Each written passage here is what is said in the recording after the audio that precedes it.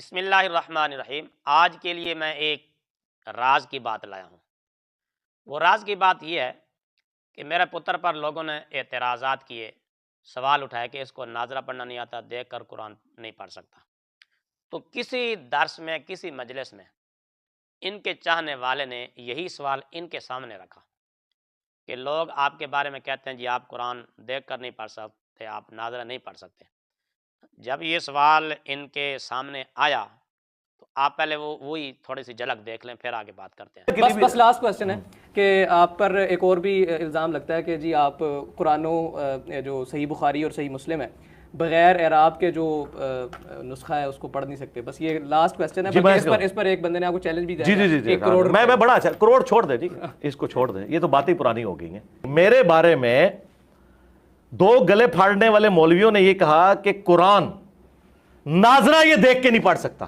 یہ آپ نے کلپ دیکھا، ٹویٹر پر کلپ بھی ایک بنا کے لگایا۔ ہاں جی، تو میں یہی چاہ رہا تھا، میں بات ختم کر رہا ہوں۔ جی سرکار، یہ ایک منٹ، یہ قرآن ہے، آپ اپنی مرضی سے کہیں سے کھولیں، میں آپ کو پڑھ کے بتاتا ہوں۔ وہ قرآن مجید کے متعلق بھی کہتے ہیں اور سرکار میں ادھر بعد میں آؤں گا۔ اچھا کوئی بتائیں، میں آپ کو ناظرے والا تو ایک سوال آپ کا حل کر دوں، اگر آپ کی خواہش ہے تو میں بتا دوں۔ یہ ہے وَيُنذِرَ الَّذِينَ قَالُوا اتَّخَذَ اللَّهُ وَلَدًا۔ ہاں یار، یہ تو آپ نے مشہور آیات نکال دی ہے نا، وہ کہہ دیں کہ یار یہ تو سورہ کاف ہے، یہ تو جمعے کا وظیفہ ہے، تو یہ اگر پڑھے گا تو یہ پڑھتا ہوگا اس لیے آتا ہو۔ کوئی اور صفحہ نکالو یار، کوئی ایک روٹین سے ہٹ کے صورت نکالو نا۔ یہ تو میں نے پڑھ دیا تو ویسے ہی میرے متے لگ جانی ہے کہ اس کو پہلے ہی آتی ہے۔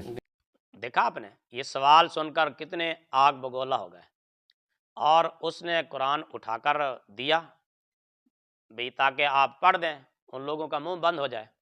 تو اس نے ایک نخرے کے انداز میں، متکبرانہ انداز میں، غرور اور فخر میں آ کر قرآن ہی واپس کر دیا اور کہا کہ یہ تو بالکل تم نے آسان جگہ کھول دی ہے، سورہ کاف ہے، لوگ کہیں گے یہ تو جمعے کا وظیفہ ہے، جمعے کے دن پڑھنے کے لیے اس کی فضیلت آئی ہے، یہ پڑھتا ہوگا، اس کی زبان پر چڑھی ہوئی ہوگی، لہذا یہاں سے میں نہیں پڑھتا، کسی اور جگہ سے نکالیں۔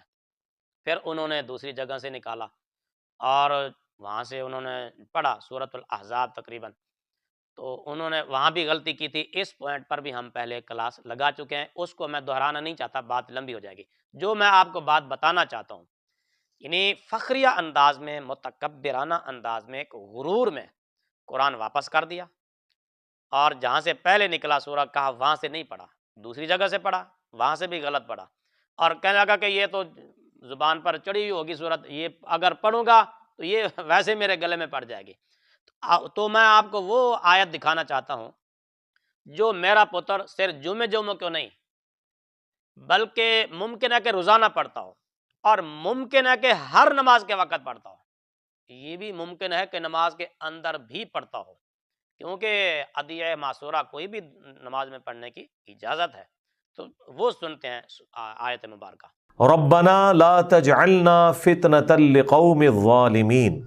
اور ہم بھی اکثر اللہ سے یہی دعا کرتے ہیں، ربنا لا تجعلنا فتنة لقوم الظالمین، اور ہم بھی اکثر اللہ سے یہی دعا کرتے ہیں، ربنا لا تجعلنا فتنة لقوم الظالمین، فتنة لقوم الظالمین۔ دیکھا آپ نے، وہ سورہ کاف تو چلو ممکن ہے کہ جمعے کو پڑھتے ہوں، اور یہ آیت تو روزانہ بلکہ اکثر اللہ تعالیٰ سے یہی دعا مانگتے ہیں، ربنا لا تجعلنا فتنة للقوم الظالمین۔ فتنة لقوم الظالمین والی آیت بھی بیچارہ صحیح نہیں پڑھ سکا، اور جو اکثر پڑھتا رہتا ہے، اکثر اسی طرح پڑھتا ہوگا، نماز میں بھی اسی طرح پڑھتا ہوگا، اگر نماز میں بھی اسی طرح پڑھتا ہوگا تو ظاہر ہے ایک لام پورا حذف ہو گیا، لام چھوٹ گیا۔ تو ایک حرف کو گھٹانے سے یا بڑھانے سے معنی میں تبدیلی آتی ہے یا نہیں آتی، یہ آپ نے ہی فیصلہ کرنا ہے۔ تو جو آیت آپ اندازہ لگا سکتے ہیں، جو آیت اکثر پڑھی جاتی ہو، اکثر زبان پر چڑھی ہوئی ہو، اور نماز میں پڑھی جاتی ہو، ہر دعا میں پڑھی جاتی ہو، جب وہ آیت ہی صحیح نہیں پڑھی گئی تو باقی قرآن کا وہی حشر ہوگا جو آپ ہماری ان تقریباً 70 کلاسوں میں سن چکے ہیں۔ لحن جلی کا خصوصاً خیال رکھیں، فتنة لقوم الظالمین۔